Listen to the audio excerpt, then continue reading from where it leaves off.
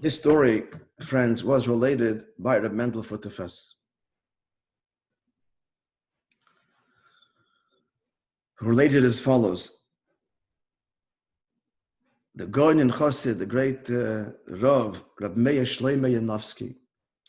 Rabbi Moishe Yanovsky was the Rav of Nikolaev, and he was the father of the Rebbe Simchana. In other words, the Zayda of our Rebbe, Rabbi Moishe. The Rebbe was born in Nikolaev. Nikolaev is, of course, a very famous town because the Rebbe is born there.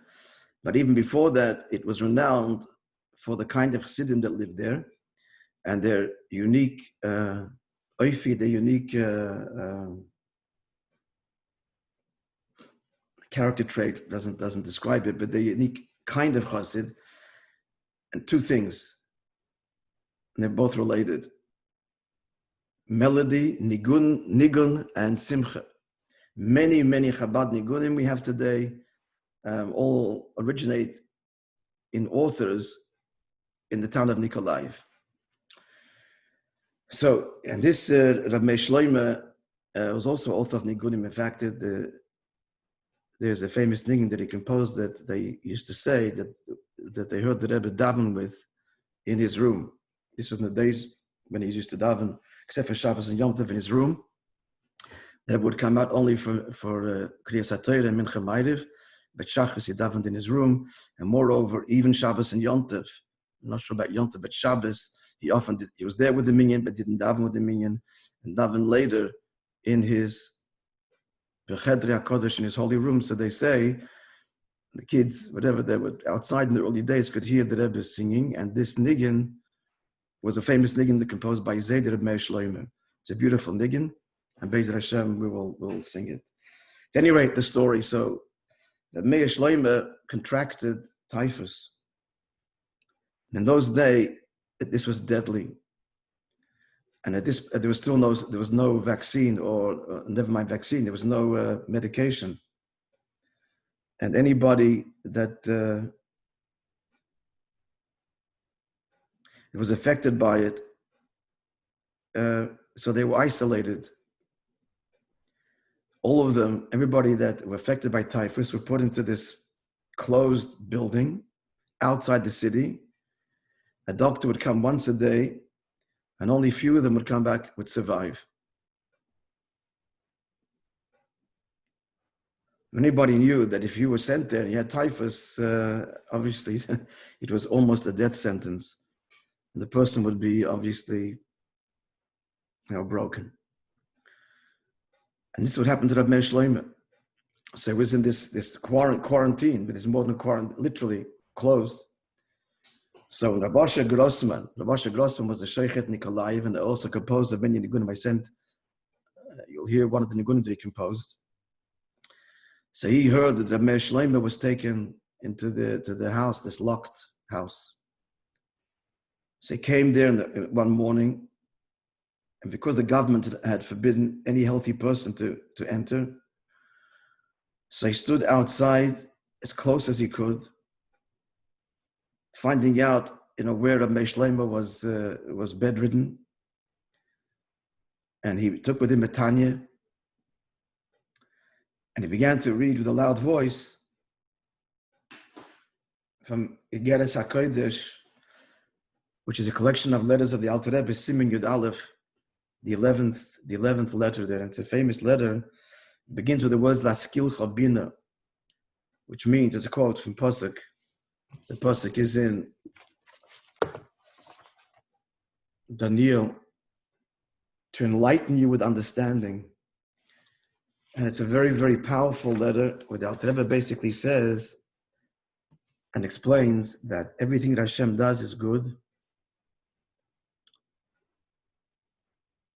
And very powerful that when a person, God forbid, is depressed or upset and certainly angry, God forbid, about things which happen in a person's life, then this is contrary to the whole truth of Hashem Echad. And it's very, very powerful words. I'm just reminded that Mendel himself lost a child in Russia, a daughter, they say that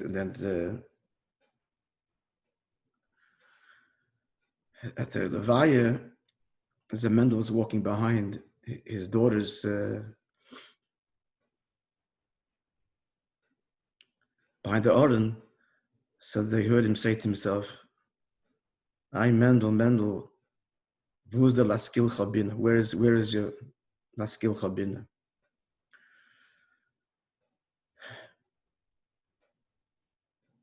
So Rabbi Nikolaevich, he was called Rabbi Grossman, famous Chassid, very famous Chassid. He was involved in the printing of the Tanya as we have it, and the Chassid, the Reb Marash and the Reb Rashab. He used to fast a lot, sometimes a week straight. So he comes and he brings his Tanya, and he began to read loud from this section of Tanya, how nothing evil descends from Hashem and all is good. And the goes on to say that when a person embraces this faith openly, then that's the vehicle by which it becomes revealed good, not just hidden good. And he did this every day. Rabbi had no idea whether Rabbi Shleiman, the Rebbe Zayda could hear him or not. He hoped. And so every day he'd come there with his Tanya and he would read loud and translate Laskil Chabina, this letter of Tanya. Some weeks passed and Rabbi Shleiman is released, healthy, completely healthy. When he met Rabbi Asher, he embraced him and he said to him, "You saved my life. You saved my life."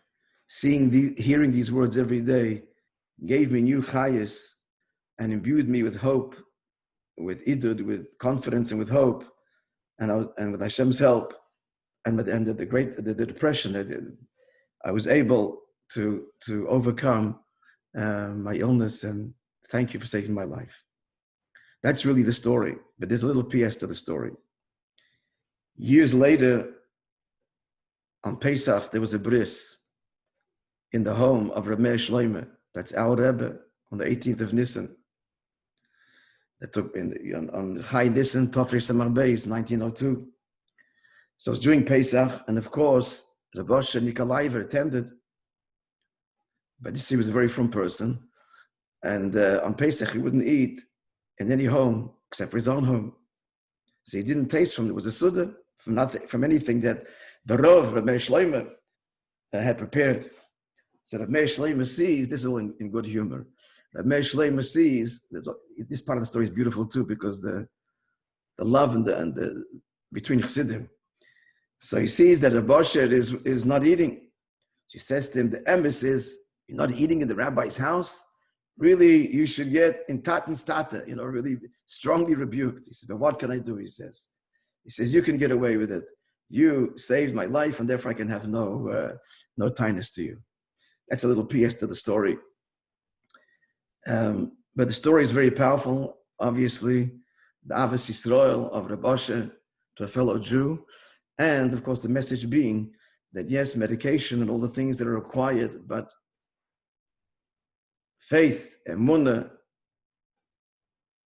is a key in not just our spiritual well-being, but in our physical well-being as well. Even overcoming, as we heard in the story, a life-threatening situation. And other lessons which I'm sure each person can derive himself. Thank you for listening. Have a wonderful day.